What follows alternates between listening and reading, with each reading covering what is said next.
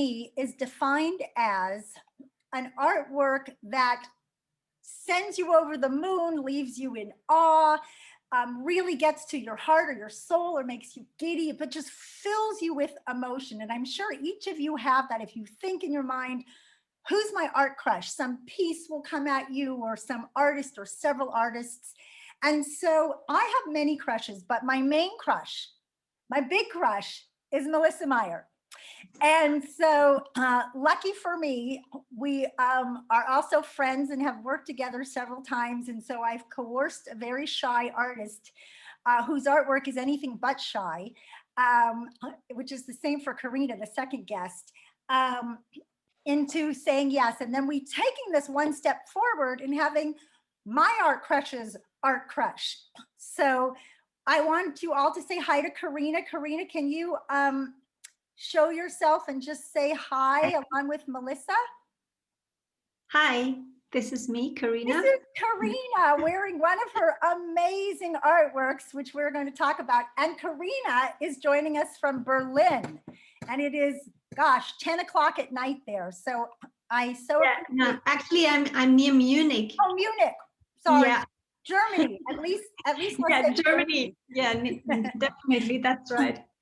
So perfect, thank you. And now Melissa, can we bring you back on? And we'll visit with you in a little bit, Carina. Hi, I'm gonna have Fred, you wanna bring it up? Okay, so okay, she doesn't want to do it right now. Here she is, the wonderful Melissa McDonald Meier, but she goes by Melissa Meier as an artist. So keep scrolling to my phone because it shows me the order of artworks. So I'm going to talk, Melissa, a little bit and everybody about a history that I have with Melissa. When I began in my art career and I came in through, the side door, not the back door, no formal training. It's so funny to see. But my first, we can go back to Melissa. My first exhibitions that I curated were for a children's museum here in Los Angeles. And Melissa was in every one of them. And so I fell in love with her work early on. And those shows were all called Show and Tell: The Art of. Now, the first one was the art of connection. Julia, let's go ahead and bring up, there was the art of harmony. There was the art of time. So I'm going to show you a piece of the early work, which is the art of harmony. If we can bring that one up, Julia. And what we did for these shows is we gave each artist, in this case, it was musical instruments. So it looks like you picked what, a mandolin? I'm trying to remember. What is Yes, it's a mandolin. It's an old photograph that I found in a flea market, and I blew it up. And well, I actually did this piece for the show. It was for Art of Harmony. And I actually got like some guitar strings and put it across the face, and you know, it's an oval frame that has a bubble glass that, you know, I can put things inside the frame. And it was just so and at that time, one of the reasons I related so much to this is I collected old photographs. And my family had spectacular photographs throughout, from my grandparents, through my mother's childhood. And so I related very deeply to this work and fell in love with this work of Melissa's, where she had sort of gone from her photography and was, at least when I met her, moving it into these three-dimensional works, but still including the photography. And then the next show, which was called The Art of Time, where people were sent watches or clocks, and Melissa, I'm having a senior moment. What do you call it? Stopwatches? I'm forgetting what you call the yeah, they are pocket watches. Pocket watches. So tell us about this work. So this is a time where I was using a lot of photography that I would find, you know, in flea markets and antique stores, and you know, when you mentioned about the Art of Time, I wanted to use the pocket watches, and I guess you guys provided me the pocket watches, right? I went out and I had to buy, you know, 150 clocks and watches and this and that, and then each artist got to choose what they wanted. Yeah, and I thought they were so beautiful, and I just kind of wanted to create a piece where the person is looking behind the pocket watch is kind of almost like, you know, trapped behind time. And inside the oval concave glass frame that I had, I put sand in there, and the sand is kind of dripping down to the bottom, and the pocket watches are kind of creating this jail-like feeling, like you're, you know, we're behind time and trapped.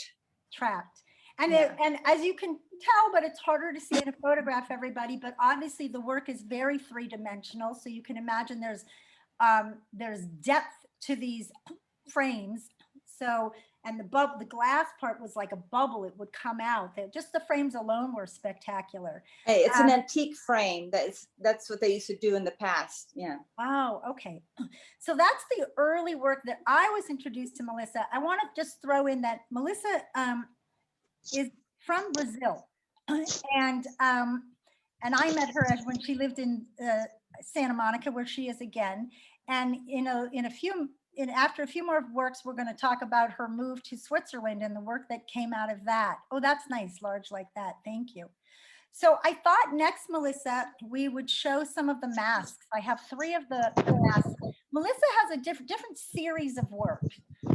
So, and the masks are full of emotion. So I'll have her talk about them, but she makes obviously the mask, and the photographs are a large part of Melissa's work. So whatever she makes, as you'll see as we go on, whether it's what she calls constructions, but the 3-dimensional works, they're always intended to be photographed in an environment or worn. So you want to tell us about the masks? I want to explain like why I jumped from, you know, finding photographs from antique stores to photography. At one point, I got tired of trying to find the perfect photograph that would express my emotions. So I decided that I should take on and take my own photos. And instead of searching all over the place for the right vintage photo that would capture what I was trying to express. And a lot of that had to do with also, you know, creating different environments and masks and wearable art. And so I started to get into mask making. And actually, I lived in Japan for 6 months, and I was very inspired by the no masks, and that's how that started. Yeah. They're so beautiful. Okay, so tell us, so this one, is this sleeping mask or resting mask? Yeah, sleeping mask. I mean, I have done so many. I know. I limited it to 3. I have hundreds, yeah. The next one is my personal favorite of the masks, if we can show mask looking in. So where did you shoot this? It's almost like you're inside of a train, or I don't know where. This is an amazing house in Big Sur, you know, that, you know, my mother-in-law owns, and we go there every once in a while, and they have this beautiful round window, and I thought, oh, it would be great. So when we went to visit, I took the mask with me, and I thought it would be wonderful to have somebody peering through that round window. And there's actually like a little bed below, so you can sleep there too, you know, and look out through the window. Yeah, there's so much emotion in them. And, you know, you and I have talked about this at first, as you used to say, I used to find them scary. Yeah, I know, you never liked those. The ones with the eyes, I never disliked anything you did. I just found them a little more frightening. And here I see the emotion of Sophia or whoever is behind it. By the way, Melissa's daughter, who you're going to see throughout, is 99% of the time the model for Melissa's work. So yeah, and she's wonderful because she's been my model forever. So she really knows.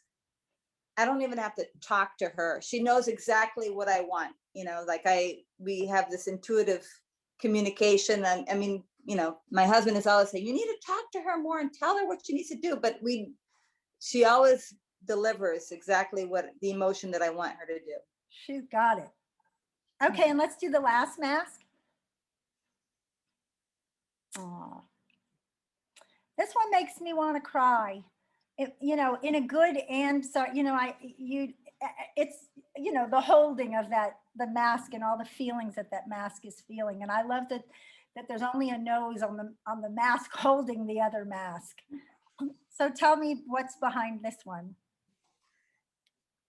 I think because to me the masks are, I mean, I communicate visually, so it's very hard for me to talk. So if you think I'm not saying things properly, it's because You sound great. You're I doing am great. like I make art because that's how I communicate, not through words. But I think it's just really trying to the face that's holding the one that's in pain has no face yet, you know, so it's kind of like expressing the emotions that can't come out, you know, like, so.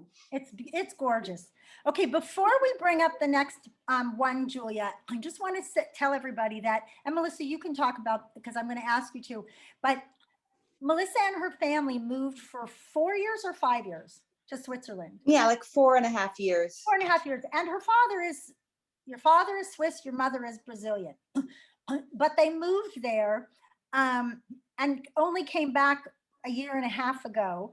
And we corresponded from back and forth through while Melissa was in Switzerland, because I had the germ of an idea back then, which we'll talk about coming forward. But this next body work, the two heads I'm going to show you, is so phenomenal. So let's go to the next one. And then Melissa, if you would share, and by the way, anytime if you feel like I don't want to talk about it, if I know, I'll talk. You know me, I'll talk about it. But I was blown away by this particular series. So tell everybody what this head is and what it's made of. Well, when I moved to Switzerland, I had all this packing material. We didn't think we were going to be there that long. So, you know, my husband wanted to keep all the packing material because we're going to move back to California. You know, we're not going to be there. We're going to only be there for 1 year. And I had all the papers and I was just trying to figure out, like, what is it that I want to do next? You know, what is the next project? And I'm like, everything in Switzerland is expensive. And I'm like, I have all this paper and all this packing material. I can make something out of that. So with all the packing material that I had from my whole move, I made this big, huge head that I would roll around and put it into the forest and photograph it. And we try to squeeze it into the car where half of it is sticking out and take it to different locations and photograph the head. So there you go, guys. And it's what, like 7 feet, 8 feet? I'm trying to remember. Yeah, it's pretty big. And we actually brought it to California. So I'm hoping that I'll do some photo shoots of it here. I was hoping to actually add on to the head and, you know, put more packing paper on it and maybe, you know, giving it a little facelift, and it's been moving around a lot. So. Well, I have a fantasy, Melissa knows, and anybody who's watching this or who may have any way to help our vision come to fruition. But Melissa and I are working on a solo exhibition. It would be a museum exhibition that we're 5 minutes away from finishing the proposal. And there's different versions of it, but in one version, I imagine the head playing a part in it. And I've envisioned it just as she has here. Somebody needs to mute somebody who's just come on, if you could mute yourself, there's background noise. My hope is that this head travels. It travels to different forests. It travels to different sculpture parks. You know, if it lasts. You'll see in the next photo that Melissa let it go through seasons. So the next one is the head in the snow. If we could bring that up.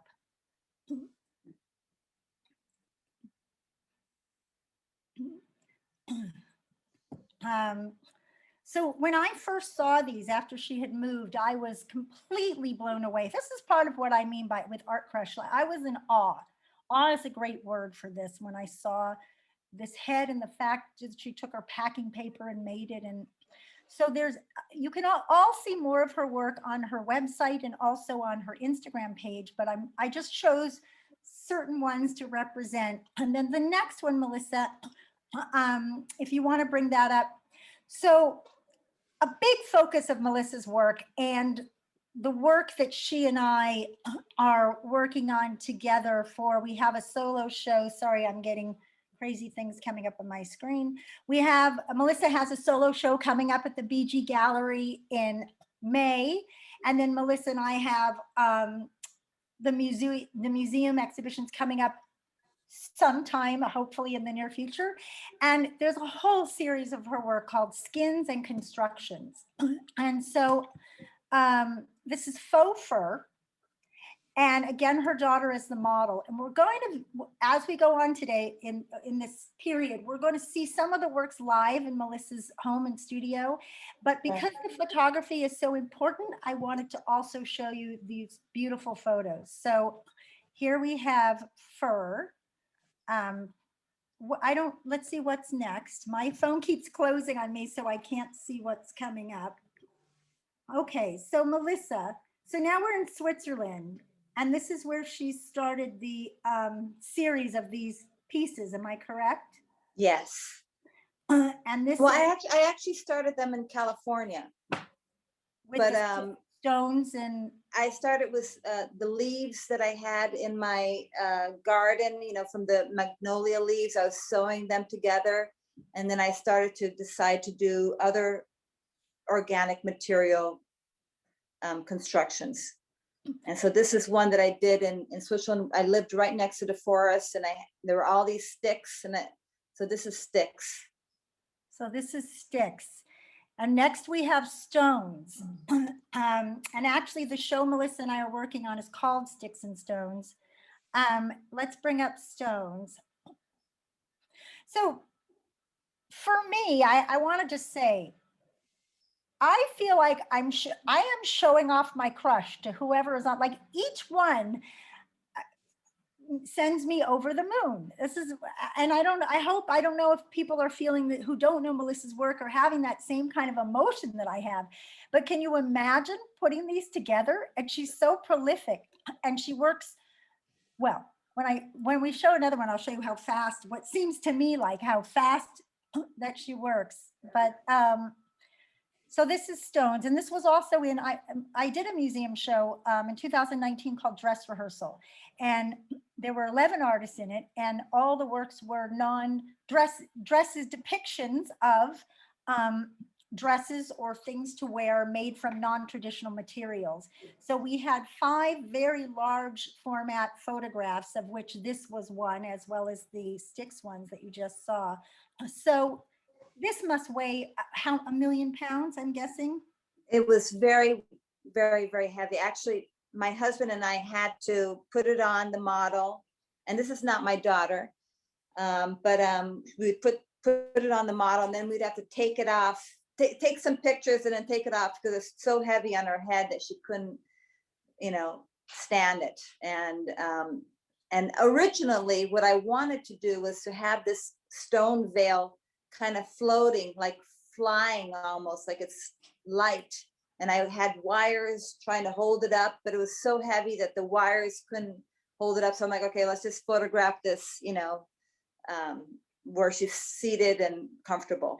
Are the pieces, when you start them, Melissa, are they made, or at the beginning, let's say when you first started this, were they really made for the purpose of the photograph? Or did you ever imagine them also being shown and having a life outside of the photo? Well, I wanted them to have a life outside of the photo, but then I started to realize that the organic materials don't last very long, so I needed to document them. And the majority of them I only have photos of them, you know, because, you know, like the stone one, every time we moved it around, it was like dragging like a corpse, you know, around the house. So, and then the stones were not staying on anymore, and they were collapsing, you know. So I realized that I needed to photograph it and document it, and that was going to be an important part. But it kind of bothers me that I only have some of them in photography. Yeah. But it's nice to let it go as well. The beauty, though, one of the great beauties of you, and as I was saying how prolific you are, is that those may go away, but 1 month later, there's a whole other construction out of yet another material, unexpected material, as you'll all see as we travel through this. So the next one, I have a few favorites, and this is a favorite for me, which is the eggs. Melissa can't see what we're showing, so I'm saying them out loud so she can see it. The eggshells. And this piece was in the museum exhibition we did. And to me, it's one of the most beautiful pieces of art I've ever seen. So how you could make it without them all breaking, I have no idea. Again, that's Sophia. Is there anything you want to say about this particular work? I had in Switzerland, I had many friends that were all collecting. Some of them might be on today, but they were collecting eggshells for me. They would cook their eggs. There's no way I could eat all those eggs, and I didn't want to waste eggs for the eggshell. So everybody was collecting their eggshells for me and giving them to me. And because as I was making them, the majority of them would crack and fall apart in my hand. And every time I moved the thing and put it on somebody, most of them would crack. So it was great to, have all these friends that were helping out, but unfortunately, I could not ship that from Switzerland to the United States. I wanted it in the movers show. would have had a heart attack. Yeah. Right. So Melissa started making shoes. She'd make the pieces and the headdresses, and then suddenly there were shoes. And so we have a photo of the egg shoes as well. Just spectacular. And speaking of shoes, let's go to the shell shoes. We couldn't find a great photo of this shell piece, even though we had it in the museum show dress rehearsal, and it was in many ways one of the showstoppers of the show. But if I get this right, Melissa, you tell me. Melissa's parents live in Florida, and they live on the beach, and there were many hurricanes in Florida, and many shells will wash up. And some of them, those beautiful, I mean, when you see the whole piece, you'd think for sure she purchased the shells at some tourist place in the Caribbean, because they're so perfect looking. And there are thousands of shells. It's a dress with a headpiece, with a back, with a tail. We called it the mermaid. But we did have a good photo of the shoes, so I thought I would share the shoes with everybody. And the next one I want to show, which was also in another favorite of mine in our show dress rehearsal, and the Oceanside Museum of Art, where the show was, chose to use this piece. There were 11 artists in the show, but this was the piece they used for all the promotions. And in the show, we suspended the headpiece from fishing wires, so it hung above the dress form, which gave it even an extra special oomph with the height and the magnificence. And then there are shoes for this piece as well. Next, okay, so moss, we can go on. So this is my other all-time favorite. And if it's okay, Melissa, I'm going to say something that I want you to talk about this. So Melissa made this piece in 4 days. It is a full dress. There are shoes. It is made with living moss. There's some purchased moss, I believe, but the majority of it is living moss. The museum was holding a gala, and they opened the show dress rehearsal, their once-a-year gala, on the same day as the opening, and they themed it. Unfortunately, they did not open that to all the artists, and I finally got invited. And they said to me, well, if any of the artists would wear something so it looked like it was part of the show. And there were 2 artists that could do that. The works would be right for that. And one was Melissa, but Melissa felt shy. So she asked her daughter, Sophia, to wear this. And she had come back from Switzerland only 8 days before, had to fit the sponge dress to the dress form and quickly make something for Sophia. So I knew it was going to be fabulous, but I didn't know it was going to be this fabulous. If you go onto Melissa's website or Instagram, you will see many different angles. We have another one if you want to bring it up, Julia, of this piece. But this is, I think, the piece that of your constructions that really, it just moves me to tears. I love this piece and the color and everything about it so much. And yeah, so I knew that Sophia had to wear something for a long time. So I thought, what kind of material would be light and comfortable? And the moss seemed to be the easiest material that she would be able to last the whole time of the opening. And she's a ballerina, so I actually made point shoes with the moss, and everybody wanted to be photographed with her, and she would go on point and pose with the people visiting. She was the hit of the whole thing, and I have to say, I mean, she was standing amongst all the art, but all the photographs were of Sophia. It was great. It was like having some sort of idol had walked into the room. It was crazy, and she took it all in stride. So for anybody that's even come in late, just so you know, a lot of these works, let's say you wanted to own something, purchase them, these are available as photographs, and they can come in large format. Melissa's open to whatever. The BG Gallery has some of them. There's a show coming up in May. Some of the outfits have survived, not moss. So some of the outfits are also something that can be, I'm hoping, a museum collection somehow, but just to put that out there, that these are works that are also available. Before we take a walk, which you and I are about to do, behind you, we're gonna go away for a moment from the constructions. And Fred, if you're there and you're willing, I wanted to show this lace series. We're going to skip over, because I meant to do it earlier, to the different body of work of Melissa's called Lace. He's just trying to figure out how to turn it around. I don't know. It was good because you were on it, Fred, when we were seeing Melissa. So we just had to go back to that and go closer in. Go back. Is that it? Yeah, but just go over Melissa's head and then go in. If you can, you walk closer, I guess I mean. I can't see her. You can't. Oh, you can't see her. No, I can't see her with this setup, so it's okay. Okay, so I guess the best way to do it, you're low to go higher above the couch. Now we get your shirt. But if I talk, maybe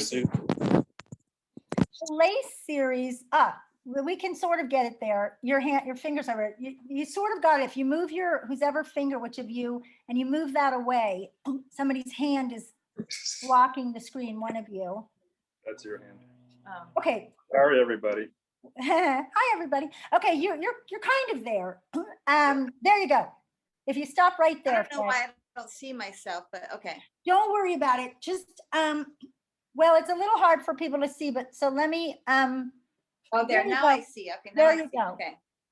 Okay, so this is we're switching gears for a second, everybody, because I meant to show these earlier, but so Melissa, tell us about these.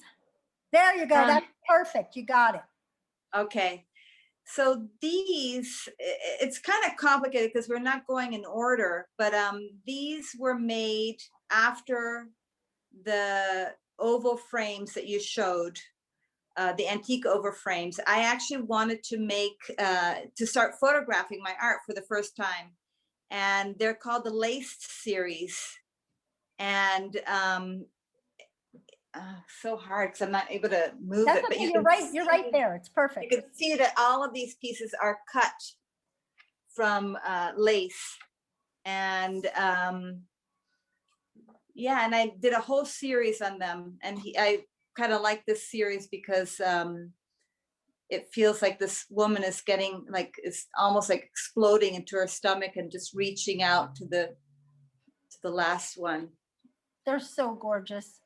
And there's quite a few of them, everyone, where it's the face and then just a large portrait of a woman's face, someone's face with the lace over it. One is Melissa's face. I love the movement. I love that you did them as a series. So since you're standing, if you want to, Julia, if There, you now I figured it out. I figured out how to turn it around. Okay, good. Okay. Okay, if you want to take us, you were right there. So Julia, Melissa, go on over to the sea sponge dress. And Carina, Okay. I just want to say to you, because I know that I'm going a little longer, and I hope you're okay over there, out there in Germany and still awake.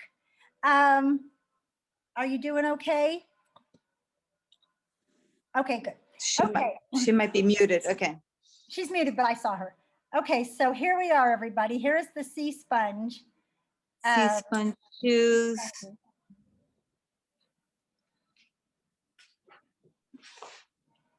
Now, again, we had that floating and it was just magnificent. Yeah.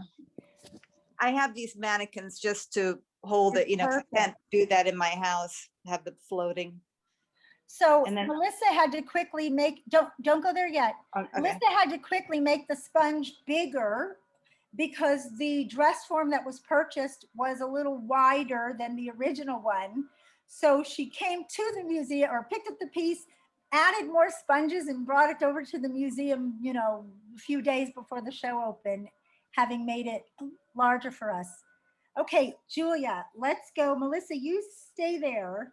Okay. Right, Julia, let's go over to the wheat dog. I'm going to show the photos first, Melissa. before Okay. we walk over to it, and I'm trying to get my screen back up. Okay, so again, when I talk about favorites, I want to talk about my reaction to this when I saw it. Melissa posted this photo. Well, there's another photo, which you'll see next.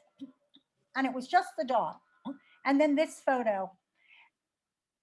I don't know what happened to me other than I completely fell apart. I was sobbing. There was something about it. Now, I'm a dog person. I love dogs more than anything in the world. And this dog immortalized to me the dogs that I've loved, my dog now. I've been involved with dog rescue. I saw this permanence, almost like this dog would live forever, and he's made from wheat. And I called Melissa crying. I was saying, I love this piece so much, and please don't ever sell it to anybody but me. But I can't buy it now, and this whole thing. And she gifted it to me. And it is the greatest gift I've ever received. It's still over at Melissa's. But I wanted to share him with you. He is made of wheat. And so go ahead. Let's see, wheat dress. Julia, if you want to go through, there's our dog. I'm thinking of naming him Gluten, but originally it was Winston. And there they are out being photographed with, again, Sophia. And now we get to see them in person. So Melissa, if you want to show us wheat dog or Gluten. Gluten-free. Gluten-free, but he really is not gluten-free. Someone said gluten is the perfect name. I think so too. And there's the wheat dress. And there's the wheat. What do you call them? Headdresses? What do you call the headpiece? Yeah, headdresses. So as you saw, Melissa took this trio, the dog and the dress and her daughter down to the beach and photographed them on the cliffs at the beach. I mean, look at this. This is not the most magnificent thing. I really wanted to photograph them in a wheat field because that's where the inspiration came from in Switzerland when I was walking my dog. But unfortunately, I couldn't find any wheat fields in California. Oh, I bet there are some somewhere. Yeah. Who knows? When the tour shows, when the show tours and driving across, Montana or somewhere, wherever wheat is, we'll hop out.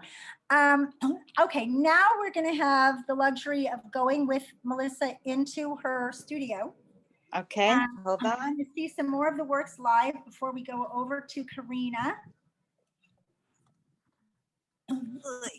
And Okay. after we see these live, we're going to quickly go through the photos of what we're seeing, and then we will,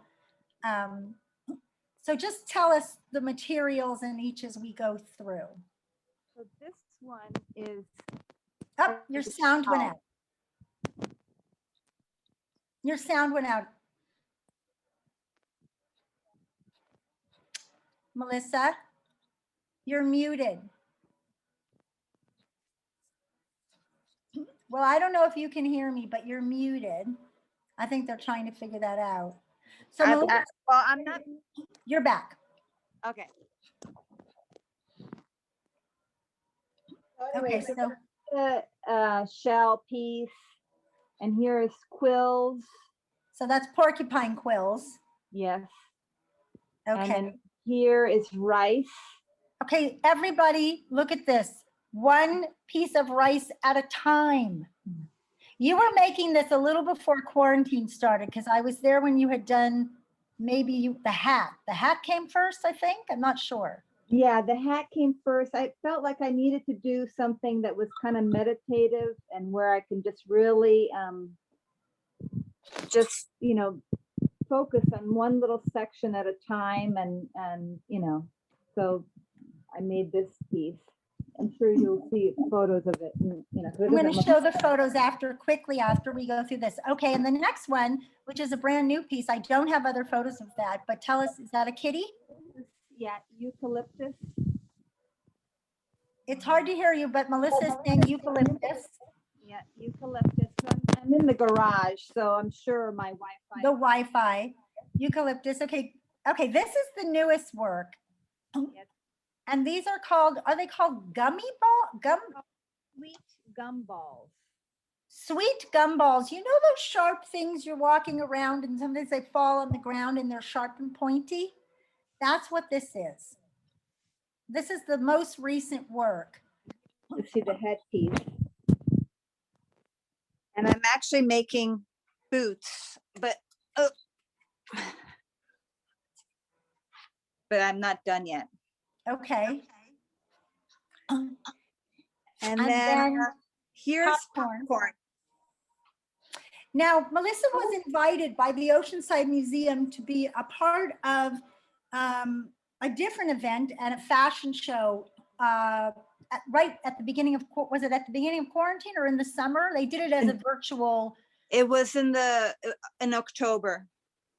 In October, and some models were the various pieces. So the popcorn piece walked the runway, and I'm going to show you some photos of that. And here's the crystals, and here's a crystal vest, and then we're going to go in a whole other. Oh yeah, there's the shell. I mean, I have the whole shell dress, but it's all kind of packed up. Now, this is a whole other turn. This is the one that you don't like, Kate, but it's all made up. You know, when you say I don't like it, that's not true. I say I love everything. I think it's brilliant. All I said was it's scary. I never ever would say I don't like it. It's just a little scarier when you see it on. But there's magnificent photos of a guy wearing this. Yeah, and this is all sunflower seeds with snake heads coming out of it. And then tell us about the wild, crazy, colorful one you were invited by. This is for a rapper. He wanted a crazy coat with, well, I'm actually, he told me to make something for him and I kind of came up with this idea. So let's, if we can. Should I go back to where I have better Wi-Fi? Yeah, go back inside. We're just going to look at these photos of these last pieces, and then we're going to go visit with Carina, with patient Carina. So, Julia, if you can Fabulous, go back Carina. and bring up the rice piece, which would be next. Okay, so here, everybody, now you can see these better now. So, one strand of rice at a time. Okay, so there's the photo, and the next one I think is popcorn. So there is Sophia in the popcorn dress. And the next one is the quills. Now, this was interesting because it was the beginning of quarantine when we all had to start putting on masks. And suddenly Melissa came out with this piece with the mask where it actually covered the face. And the quills, it was, stay away from me, right? In a sense. Yeah. And actually the rice piece, I did it before the pandemic. So I was making that rice mask, and I remember you asking me, like, why are you making this mask? And I had no idea that we would be wearing masks and that I couldn't find rice anywhere. All right. I was like trying to find rice. I'm like, I should just probably boil this whole outfit, Exactly. But yeah. Okay, then the next one. So you couldn't see the magnificence of the crystal, the lighting of it in the studio because it's bright in there, but that's the crystal helmet. They're just all so beautiful. And then here we go with the sweet, and literally Melissa was working on these, would you say last week? Yeah, last week. They're all over my neighborhood, so I just couldn't resist. I was just like, oh my God, free material that I can just grab from the floor. And I'm sure the people are happy that I'm cleaning their lawns, Everybody, I forgot to say at the beginning that at the end, we will take questions. So if you have questions, if time permitting, you can write them into the chat bar or hold on and we'll call you because I'm sure, Melissa, you may have some questions. And let's quickly go to the last photos, which is the ones for the wrapper for Kasky. So here you see him in the photo shoot with the piece, and there's one more photo where you can see the head, the beast coming out of it. So that was a commissioned work. Melissa, I love you. You know how I feel about you. You're the big cheese, the top banana. You're just, to me, the cream of the crop. There's no, I never know what's going to come next. And it doesn't seem to ever, there's no shortage. It's just, I don't know what material is going to pop up next, but I'm so glad to introduce you to people that haven't seen your work and to have people that have and who know you get to see your face and visit with you.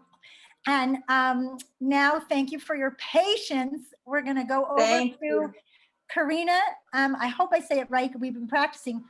Shoshtary. Did I do it? Shoshtary. Shoshtary. 2 hours ago, I had it right. Shoshtary. Beautiful Carina. And I'm going to let Melissa talk about why Carina is her crush. I'm only just introduced to Carina now through Melissa. I follow a page of hers on Instagram, but there was no person behind the page. So Fashion for Bank Robbers, which we'll talk about a little bit towards the end. So I didn't know who Carina was. And then I said to Melissa, who's your art crush?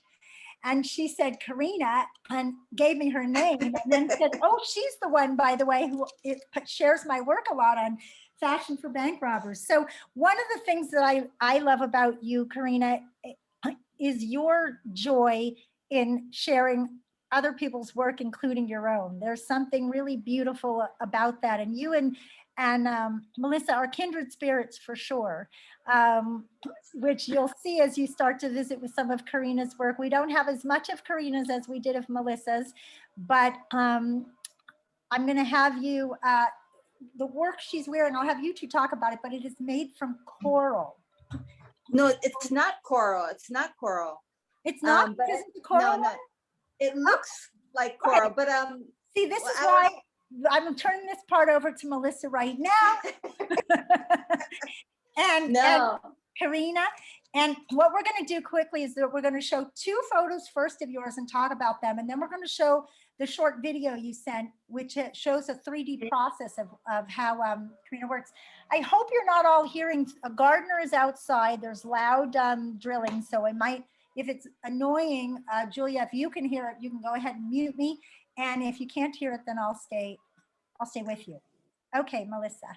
Well, I was thinking, like, when you asked me who is my art crush, and I mean, I have a lot of artists that I admire, but Carina, I just don't understand how she makes her beautiful art. It's just so, it's like magic. I feel like Carina maybe went to a fairyland somewhere in some magical land, and then came back and brought some treasures from this,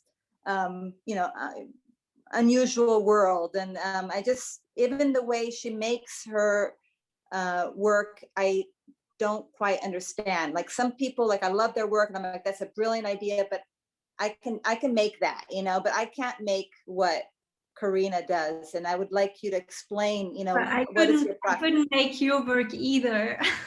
No. Mine you have to make, but That's yours is mutual. very, yeah. So tell me how you make your work, and because it's not coral, it's well, you Yeah, explain. no, actually, I mean, a year ago or so, I discovered a 3D pen that, yeah, we actually just had it at home because my partner is also an artist and he had bought it a while back, and I needed something that I could connect materials really easily and fast. And I discovered this as a tool, and it really works for me very well, and it's my main tool now. So it's basically really a pen that you load with organic plastic. It's based on cornstarch and rice starch, and then it is melted inside the pen and comes out liquid, and you can draw with it. And so this piece that I'm wearing now is also drawn with the 3D pen. I draw it on a flat surface, and then later I reheat it with the torch, and and then I shape it, like each little branch. So you can Shape move it and then shape it. Okay. exactly. Wow. So there's no wire holding it together. Nothing, no No, metal. no, it's just a material. And here, of course, in the middle, you see that I at the moment I love a bit of sparkle. So Yeah. this is just some crushed glass stones that I placed there. Carina, how does it stay on? Is there something in the back then that's holding it on? This is just connected with some pins. You see on the sides and also on the back, there are 4 pins. It's very light, so this one is very easy to connect. I just put the pins, and it's really strongly attached. So great. So, and then the color, you just pick the colors beforehand. Yeah, I mean, the colorful work, like I worked also with the transparent material, and then I can paint it from the back. But this one came in red, and and then I also work with the pearl and the transparent. So this is the 3 colors. You have to be a bit careful because some of them just don't look so good. I find like they just remind me too much of plastic, and these 3 colors, I find they come across really nicely. Like, yeah, I like how they look. So beautiful. I absolutely love, I would love to have that piece for me. Maybe we can make a swap one day. I'll send you a sponge outfit. And There's nothing like trade. Yeah, exactly. The That's best. I think I confused the coral because is Artemisia made out of how do you say it? Artemisia? yes. That piece is made from coral? No, that's actually, this is the Artemisia headpiece. Oh, okay. So where did my brain get to coral? Oh, there we go. You should show the photo. Yeah, this is beautiful. I don't know, it's like a chest piece or brooch. You could call it brooch. It's big for a brooch, but it's still. And how does that connect to your body? Are there strings or something? There is just some pins here. So it has 2 pins, and you just attach it to your whatever you're wearing. It looks like a heart, not just the shape in the middle, but then all the veins coming. Was that a thought behind it or no? Yeah, I mean, actually, my first thought was the lungs. Okay. But then the heart also came in, and I kind of liked it that you could have both associations, like the heart and the lungs. And Carina, how do you how do you come up with your ideas? Do you have like do you sketch it out? Do you have a plan? Do you draw the shape and then use the pen over it? Or are you freestyling one side and then you have to do how does that work? How do you come up with your ideas? And yeah, I never draw. I really like to go into the material immediately and just try out stuff and let it kind of grow. So most of the pieces I did with this material so far, they were made from fragments, and then I just see how they fit. But now more and more, I like that, the I don't know, for instance, this piece I couldn't have made from fragments. So I had to figure out before which part comes where on the face. And so I kind of, I drew something, but then I just copied it a lot of times and made like a model from it in paper. And then I drew it and I tried it, how it would be on the face in the paper first. So this is one of the first pieces that actually I made in one piece, but normally I'm like a puzzle person. Like I really like to puzzle my pieces together. We have the Julie, would you show everybody the gorgeous photo we have the pictures of the pictures too? I mean, we get the bonus of you wearing it live, which is phenomenal. And then there's a beautiful photo I want well, that's a different piece that I was creating. There we go. So gorgeous. Now, your photographs are also equally beautiful. Is the camera set somebody shooting you? Or Your partner, does your partner shoot them, I think? Yeah, my partner has to do it. He doesn't love doing it. He's doing it. It's beautiful. Let's show them the other one, the Oracle, the next one, Julia. I don't know if you have that one. This was one that Melissa also picked out as, I asked Melissa to pick out some of her favorites and Carina to pick out some of her favorites that they wanted to share and talk about. Now, Carina, does this also have 3D pen on the eyes? Is that 3D pen? Yeah, or is that just the eyes, yeah. Okay, and then the rest stitched. This was actually when I just discovered the 3D pen, so I just used it a little bit, but the main shape is made from this kind of cloth that you use for bandages. And then I hardened it with, I think it's wood glue or something. I made this first the main mask and then the other parts, and it was a crazy work because I placed, like, it's a bit like your rice piece. Each of these little flakes, you see, it's mica. It's this kind of glimmery mineral, and each flake is placed by hand. And it's actually 3 layers because it was too transparent, so you could see the fabric through. So I had to make 3 layers. It took like forever. Yeah. Wow. I didn't even realize that it was mica. That's wow.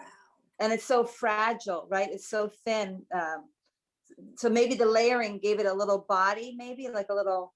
Yeah, actually that piece is not so fragile because it's very solid. So yeah, that piece is not that fragile. It's still a little bit transparent. And what I also like, the mica is kind of working as a mirror. So I also tried when you have colorful light or colorful objects nearby, it would reflect in the mask.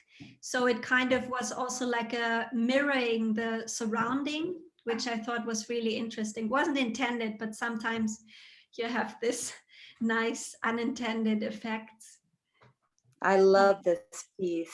This is one of my favorites of yours. It's absolutely it's so gorgeous. And did you sketch this out first, or what was the inspiration for this? I mean, I've never seen this kind of shape, and leaving the mouth open. Yeah, this one I really did. I just started and built on it, so it just kind of grew, and this is how I'm used to work, actually, that I let the pieces grow over time. So no sketching. I never sketch. That's so great. Yeah, I kind of, I'm the same. Like I will just kind of work with the materials and see where it takes me.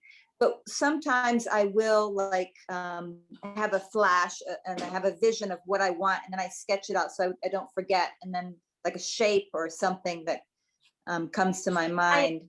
I tried that, but it never works. Like my sketches, they never really are as good as what I do with the material. And then also I can sketch something, and then when I make it in the material, it becomes totally different. So Yeah, the same. I don't take Yeah. it seriously. Yeah, the sketch is Yeah. just a reminder of what you kind of path that you want to take, but the material will take you in a different path afterwards, right? You know, Exactly, yeah. it'd be interesting too in a show to exhibit it that way with an evolution. You know, the ones that started with the sketch, and then maybe the a video of the creation with the 3D pen, and then you know the finished piece. You know, that would be an interesting way to show a transition, because for me, and I'm sure people who love and appreciate art, and certainly for artists too, it's so fascinating to hear how they're made, you know, and to Yeah. when things are this intricate and unusual, and the materials are so different. And the video is kind of shows. We should show the video because We're it going kind to of show shows. the video now. So Because I actually didn't understand how were you able to create that symmetry. You know, making the same organic. You know, side on one side the same as the other one, but I think this is what the video is showing, isn't it, Carina? Yeah, exactly. Yeah, I'm copying a shape that I already drew for the other side. Yeah. Oh, okay. I didn't know that's how you did it. I thought you were just, you know, trying to match it, you know, by eye. So Yeah, this is I mean, I have to match it by eye when I shape it. Then I Mhm. have to do it really by eye, and I kind of like that it's never 100% symmetrical, because our body is also not, you know. So it kind of looks for me more like a organic or organically grown thing. Yeah, I agree. Let's watch the video. It's just it's short, but you'll see how she's doing this. Yeah, I don't know if you can see it so well, actually. Yeah, I don't know. There we go. Thank you, Julia. So it's pen. It's like a pen creating a texture, like a line by line. It's not cutting it, is it? Cutting it? It's not No, cutting because it. this is the glass. That's the glass, and she's replicating the other side. The reverse. You know, Reverse. Exactly. the reverse. Mm, Wow. exactly.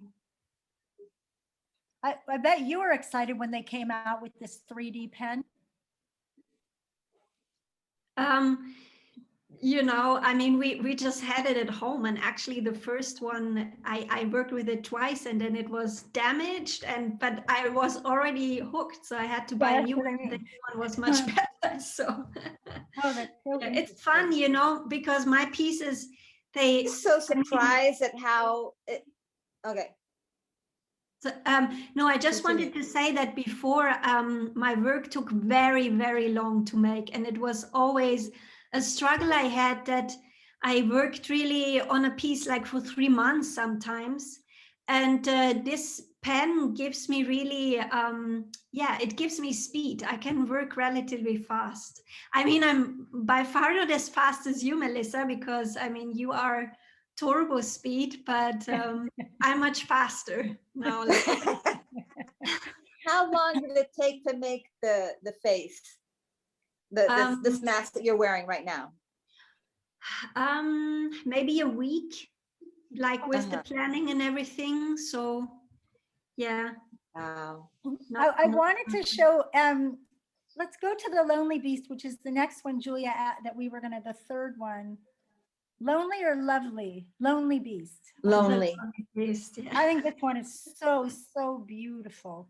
I love it. And it's actually fossil shark teeth on the headpiece, right? Yeah, yeah.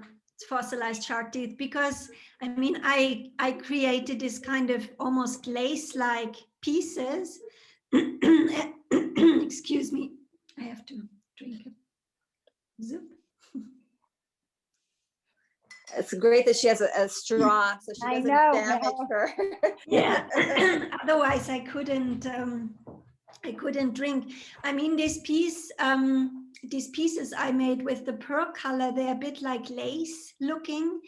And so for me, it had this really, you know, this really soft, feminine look to it. So I wanted something aggressive looking that would really Counter. be a good contrast to it. And I thought it works very well with the fossil shark teeth. It's gorgeous. So beautiful. Do you have one of those pieces yeah, with yeah. you so we can see maybe close up, but so they can see? This Ah. one right here. Yes, Um, so pretty.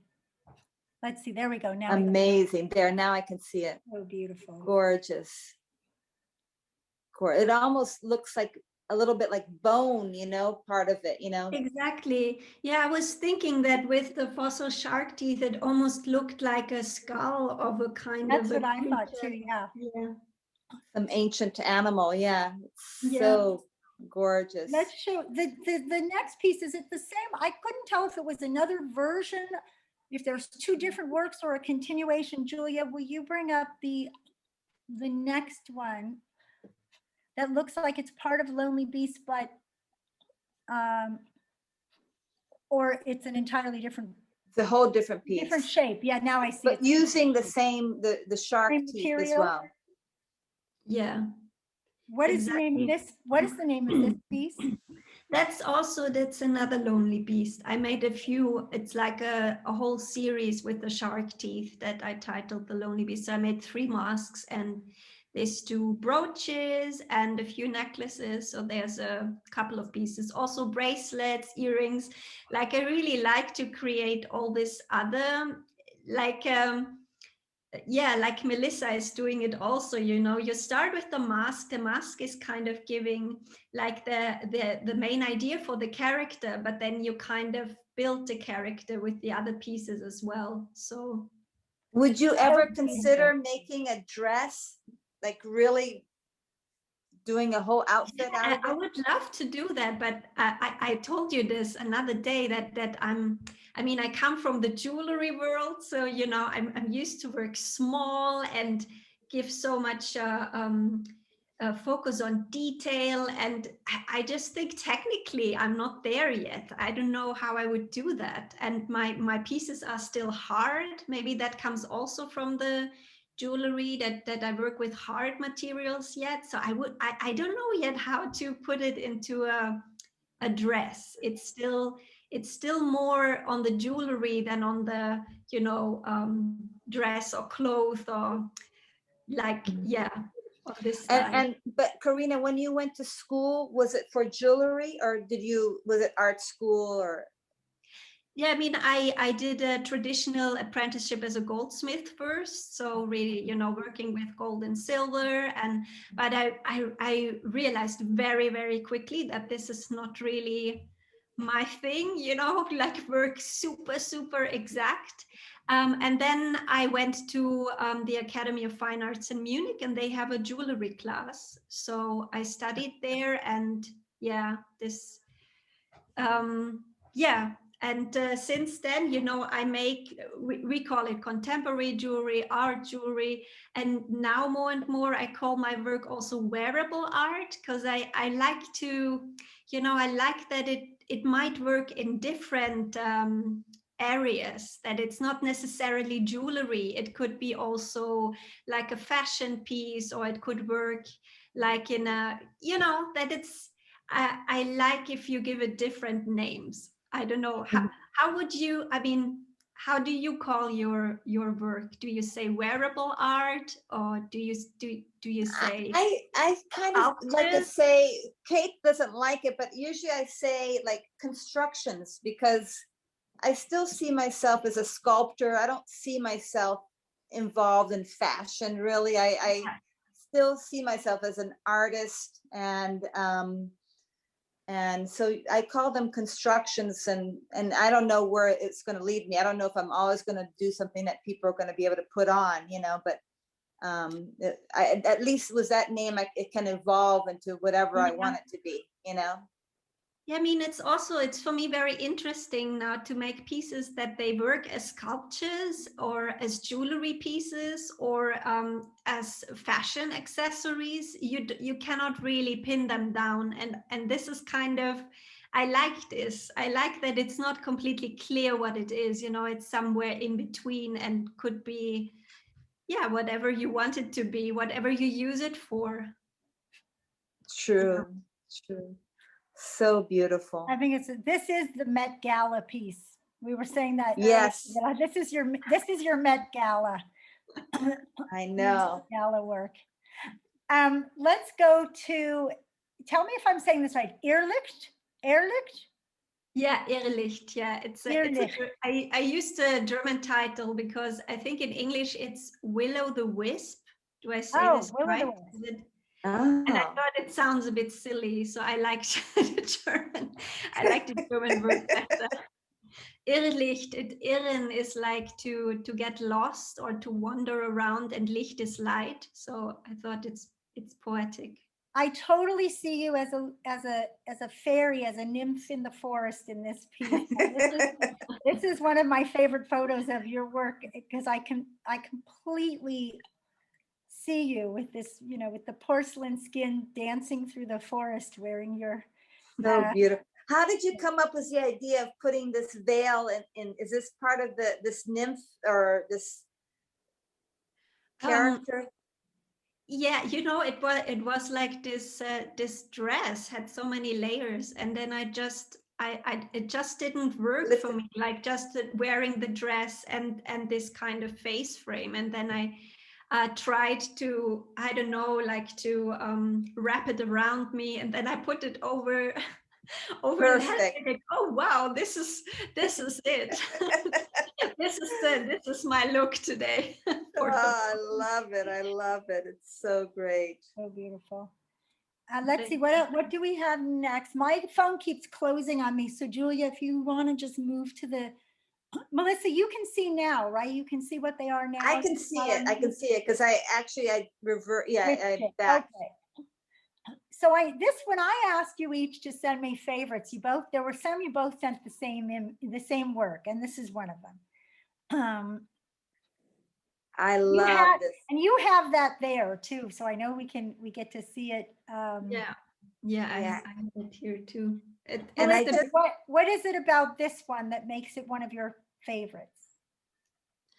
I like the colors. Like it's the first piece that I really went free with the colors with the 3D pen, and I think it worked very well, and it gives it another layer that adds to it. Actually, it's yeah, I love the colors. And actually, in Brazil there's this carnival school, like a samba school where they put costumes on, and it's called Mangueira, and the colors are pink and green, and it's actually my favorite carnival school. And this kind of just feels like it'd be perfect for that, like somebody dancing with this mask, and which comes to my next question. Have you ever thought of having like a dancer using, especially the ones with your hands, the jewelry that you've done for the hands? Yeah, I mean, I would love these pieces to be worn and used for whatever performance, for musicians, for dancers. I would love that. I'm making the hands actually for a singer now who I met, a Norwegian singer. Her name is Sinne Sanden, and we kind of really found each other. Like her music, I mean, I made music, it seems like in another life. I was also singing. And I think if I would still do it, this would be the music I would make. It's like I hear her music and I feel so connected. And she now wants these hands for her live performances, and So I What's will her make name again? Sinne Sanden. I can write it in it. Yeah, Shall I yeah. write Put it in the it in chat? the chat so Yeah. you can look up Sina Sanden. And we made already one video together where she borrowed the mask actually that you showed before, one of the Lonely Bees mask, and I made her with the coral shapes. I made a mask for the male actor also for the video. And this was really, I was so excited about it, you know, to see the pieces come to life like this, like, yeah. Did you post them anywhere that we could all see them? Those The videos? video isn't out yet. Oh, They okay. postponed it now. Yeah, they postponed it, but yeah, probably in Okay. March. Yeah, I hope it will be published in March. And when it's published, will you put it up somewhere on your website or on I would Instagram? definitely, yeah, I would definitely put it in Instagram. Maybe not the full video. I don't know if I can, but yeah, I would A definitely part of it. give it a shout out. Also on Fashion for Bank Robbers, hopefully. Yeah. Yeah. And Well, let's you just- asked, Kate. for a minute, if you would just share, and then we're going to go to your final pieces, but if you would share with people who don't know about Fashion for Bank Robbers, because again, first of all, I was introduced to so many artists through your page, through that page, through Fashion for Bank Robbers, and Mhm. without knowing even that you were an artist until Melissa, I thought, you know, I understood I could see the through way of your taste and what you loved, and I love that you were celebrating so many unusual artists and artists working in unusual materials. And as somebody who loves art to wear, wearable art, and that's just such a passion of mine, that and the fact that it's gotten such such a large following says a lot. It means there's a lot of people that relate and respond and love it. So where did that, what I wanted to know is where did that come, first of all, the title is one of the great all-time titles, Fashion for Bank Robbers. It's so good.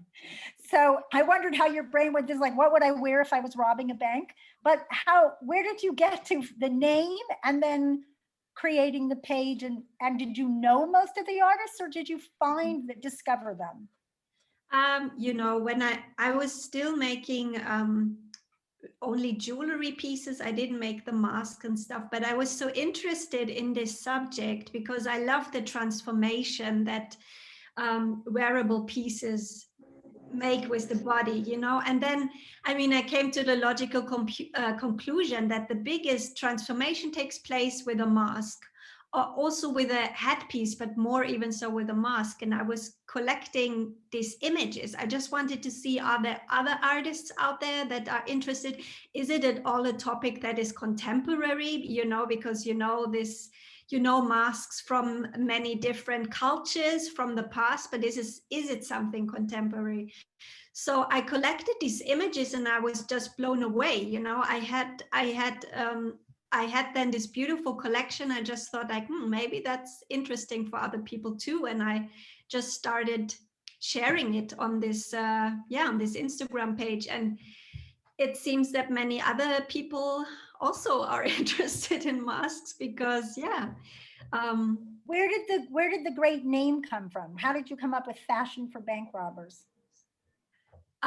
You know, I just thought I need a name that explains what this page is about, but it should also, it has to be something you can remember, and it should also have a little bit of humor. So yeah, actually my family said it's too long, but I thought like, yeah, but it's the best I could come up with. So it's so great. Julia just popped it up, and the first three doesn't give you the full how far it goes. Yeah, but for people that want to follow both Carina's personal page, we're going to type up before we get off. I want to put each of your Instagram, or we can tell people what the names are.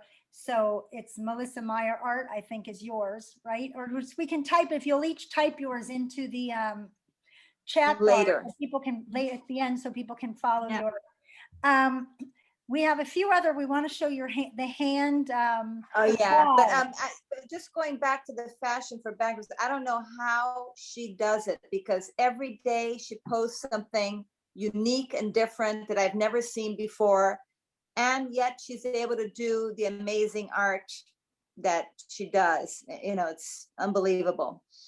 That I don't know how you have. Does your husband help you find artists, different artists, or is it you alone? No, I mean, sometimes he's forwarding me something if he finds something, but no. Sometimes I ask for his opinion when I don't know which pictures to choose from an artist. Just it's good sometimes to have another opinion, but basically it's me like looking for stuff all over the internet, and yeah. Because the three of us met a little earlier than everybody else came on, Carina, share your partner or husband's piece that's behind you, Oh because yeah, yeah. it's quite stunning. And what is it made of, and what is his name? His name is Ataychen. And this is a wall sculpture that he made from a thick paper, like it's black paper, and he's basically first painting on it. Like it's actually quite beautiful abstract paintings. He sometimes uses different paints like oil with acrylic, and then it makes this kind of really interesting patterns. And then he's cutting them and builds them And 3D. shapes them. Yeah, exactly. He used to make jewelry like this because we met in the Munich jewelry class. He made brooches and necklaces from paper, and then one day he started to get big. They're beautiful. They're beautiful, Gorgeous. and your work complements each other. So Yeah. it's nice to. I know. I love right? it. There. Let's bring up the claws. Mhm.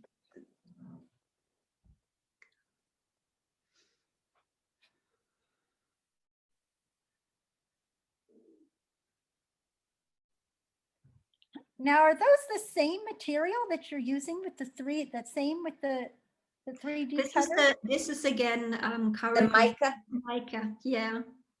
This is the claws of the oracle. You should do a photo shoot with the oracle mask and the claws. Yeah. Yeah, I still wanted to make a necklace for it or something, or some breast or shoulder piece, but I didn't get to it yet. Gorgeous. Yeah. The color is so beautiful. Yeah, this mica it has kind of a greenish silvery color. Yes. It looks like very, very expensive jewelry, hand jewelry. Is it fragile? Like, could it snap? You know, like.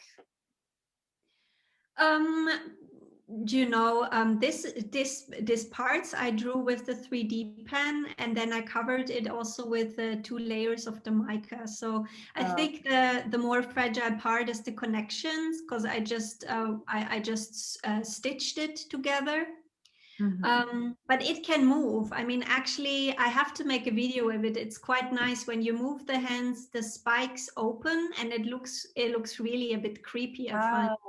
But I like it. I think also, Melissa, you also sometimes like a bit creepy. Not creepy, but maybe it's the wrong word, but something that is beautiful, but also a bit scary, maybe a bit. Yeah, I like that. Yeah, it's gorgeous. I love it. And you don't have them where you can put it on now, right? The claws are a bit difficult to put on, but I can put the other part on that. Before you do that, there's another photo with the back side of them, Julia.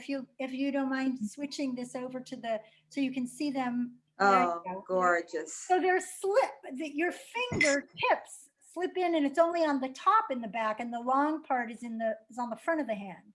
Now I see. Actually, I wanted to make a full hand, like a full movable kind of dragon-like or lizard-like hands. So these other parts that you will see, it was going to be connected, but then I don't know, I like them separately. And I mean, if I will show the work, I would show it probably together, but I decided not to connect them and have them, keep them separated. So beautiful. We have Gorgeous. one more image of yours, which my phone keeps closing again. There we go. It's the hand jewelry. Can you That's so slide that beautiful. up a little, Julia? So, oh, I see. Okay. I think the photo Yeah, is going it looks like it's cutting it off, but I can't, the fringe part. I'm not seeing the bottom there. Yeah. So beautiful. It's hard to see because you can't see it's almost like this one, we're not seeing the full photo, but I know we are, but it feels like it goes, like we're seeing it vertically and not horizontally, but it's a long, what is it, like a foot and a half or so? The fringe at the bottom? The strings are quite long, and it's like what Melissa suggested. I was hoping that, I don't know, it's very nice when you move the hand. So I thought, of course, you know, in my childhood, my father had a friend who was a belly dancer, and he was a guitarist. So she came over a lot, and she was belly dancing for us, and somehow her hands always impressed me very much, these movements. And I wanted to make a piece that is kind of exaggerating the hand gestures, that kind of the strings, they move along with the hands and kind of make the movement more, give it more room or something. I don't know how to explain. You need to get a belly dancer to wear it and do it, you know, performance.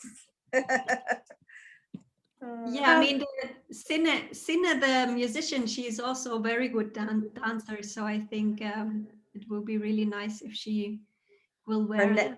Her next video. Next video. I have to ask a question, Julia. I was trying to type a response about questions, and it somehow went to one person. It went to Maria and not to everyone. Do you know how I can get mine to, so that if I type something, it goes to everybody and not to Maria, who didn't ask the question, but somebody was just asking if they could ask you questions directly. And so Yeah. I said that we were going to take some questions now, if that's okay with the two of you. If you want, you can type it in, and are there, or raise your hand. If you have, let's see how, I can't tell who was the person who had, okay, you're waving over there. It's April. April, who did you have a question for? You want to unmute yourself. I can't hear you yet. Can you hear us? For some reason, you're still muted. Julia, are you able to unmute April? She is unmuted. So you're unmuted, but for some reason, we're not hearing you. No. You want to type, if you want to type your question in, I will read it. Let's do it that way, because we're not hearing you. And while she's doing that, does anybody else were there any questions you wanted to ask Carina or Melissa? We have a lot of thank yous, the two of you, and a lot of comments about how exquisite your work is, which it is. One person was suggesting, and I know Melissa and our friend Nancy and I have engaged in this conversation, and somebody was saying this to you, Carina, that it would be beautiful to have books of your work published, where you could, you know, have something to take on, that your work is perfect for that. And somebody was asking Carina if you're familiar with Alexander McQueen's work at all, and that thought that he would be a nice, someone you would respond to.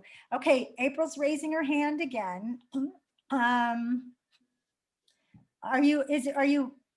still can't hear you though. Maybe they have to unmute her. We did unmute her. April, can you type? Oh, here we go. I see it. Has Carina been inspired? Oh, that was you, the Alexander. But you know, you have a funny typo. It said, have you been inspired by alcohol queen? I love that I have. typo. Melissa has. Melissa's been inspired by the alcohol queen. And have you been, Carina, have you been inspired by Alexander McQueen is the question for you. Not directly. I must say I discovered him relatively late, but of course now with digging into the subject of masks and stuff, he was somebody who integrated masks and headpieces into his catwalks like really early. Like I think it was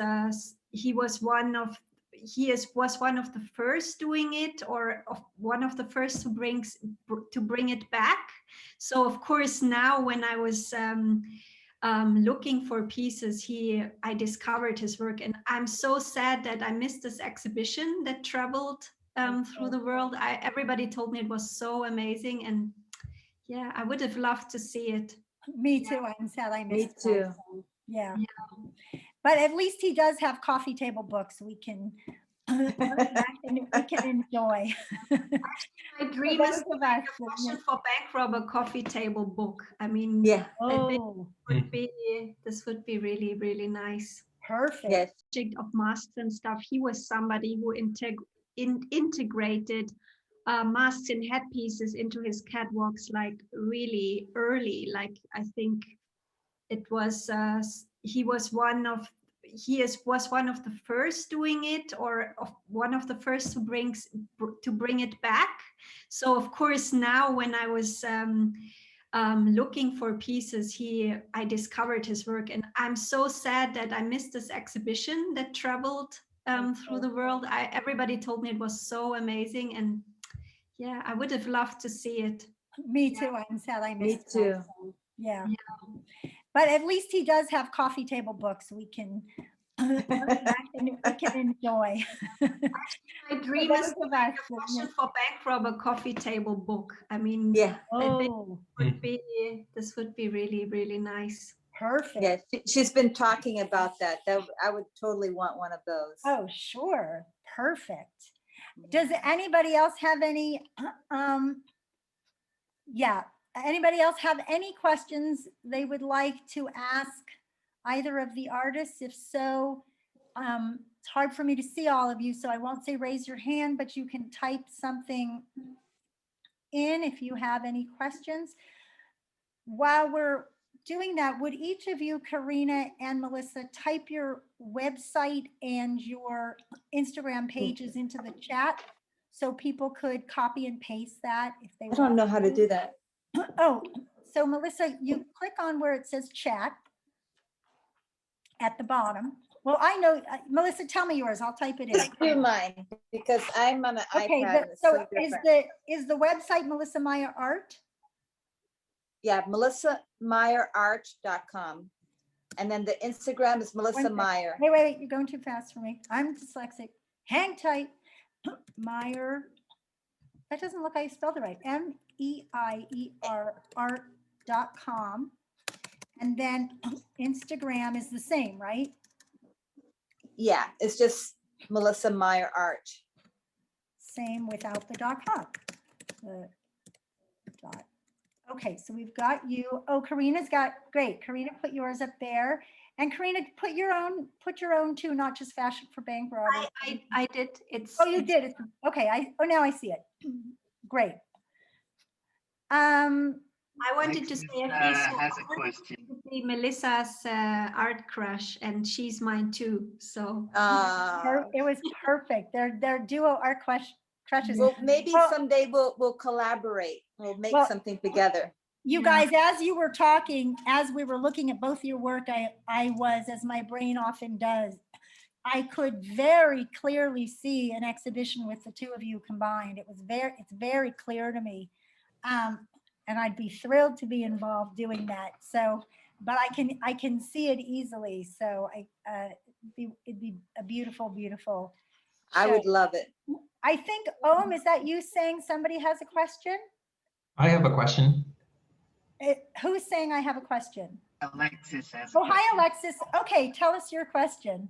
Hi, I don't know where to start though. First of all, Carina, I've been following fashion for bank robbers for years now. It's so great that you get to share, your inspiration with a lot of us, who really love just unusual fashion and art. And I think, during the presentation, great presentation, by the way, I think it is just right to call your work a wearable art, because after seeing both of Carina and Melissa's work, I don't know. My question is a bit silly, and it's have you guys heard of the World of Wearable Art competition in New Zealand, and when can we see your pieces in that stage? Because your work has blown my mind. That show has blown my mind, and I've been obsessed with it for the last 6-7 years since I first saw it, and I cannot wait to go back to it. So I can easily see your pieces, both of your pieces there. I think they will just be a showstopper.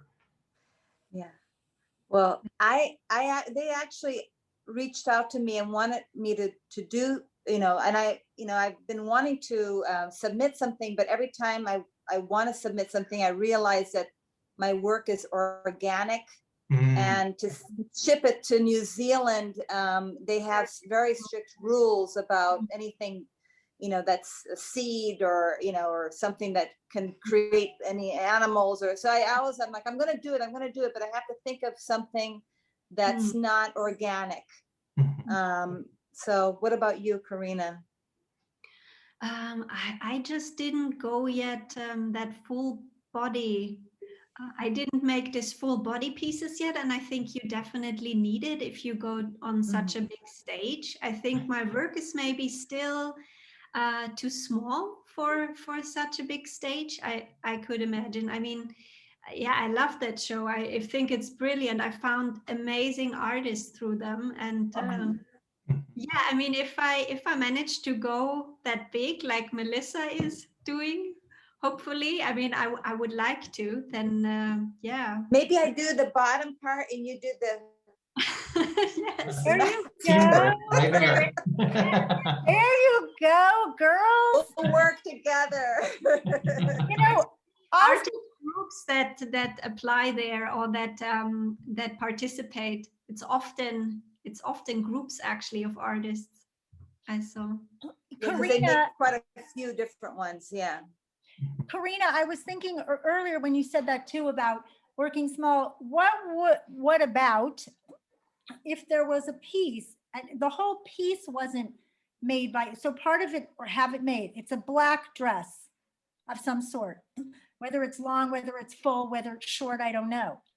And then your constructions, the work Melissa thinks I don't love, which isn't exactly right, but your pieces, your beautiful works, let's call them constructions, because it does fit that, are a part of it, like it's a brooch, like it's a belt, like it's a sash, like it's a creature coming down throughout, winding its way through the piece. So you wouldn't have to make the whole piece itself, and it could detach, ship, be put on the model as a part of it. I could totally see, a headpiece can become a waist piece, it could have different places depending how you place it, and that might take away some of the fear of that you are somebody. Because like my shell piece, it's actually in pieces. Like I did this part, one piece, and then one side, and then it's just, so I just focus on one little section, and then it all kind of, you put it together with a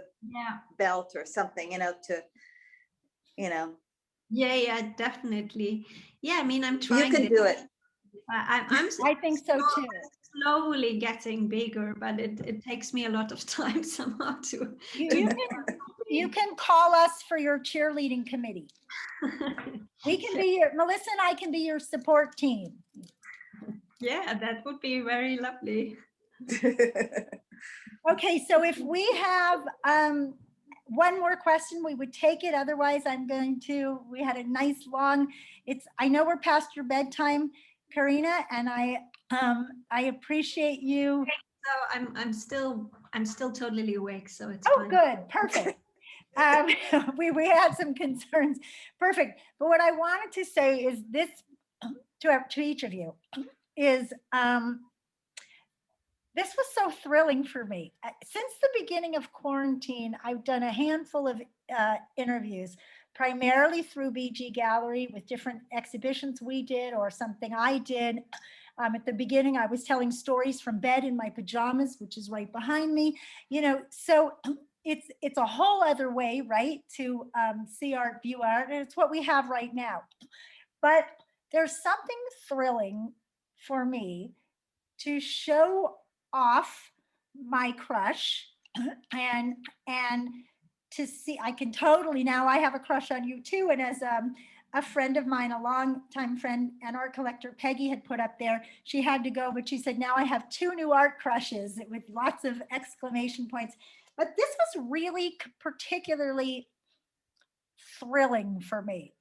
So, and on a personal level, I want to say thank you so much. Thank you, Om, for the suggestion of this, and for both of you.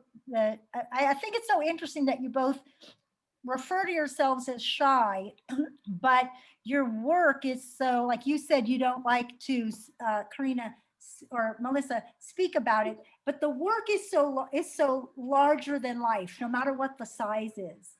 And so there's something interesting about how internally you may be feeling shy, but externally, what your gift, what you're presenting to the world is so grand, you know, and I have great admiration for that, and I appreciate you both so much. And I appreciate everybody who came on. This will be up on YouTube. Please share it with your friends. Share these beautiful artists' work. Go to the BG Gallery in person when you can. My website is Kate Stern Projects, and look for Melissa and my show coming soon, and hopefully a show with the 3 of us. And somebody has Kelly, who I love. There's an artist on here who I followed named Kelly Pelka, who I also have a crush on, who just said she has a crush on all 3 of us. Yay, mutual crushes. Check out Kelly Pelka, everybody. Thank you, everybody who joined us, and stay safe. And hopefully we see each other in the real world someday too. So thank you, everybody. Thank you. Thank you so much. Thank you. Thank you. Cheers, everyone. Bye-bye.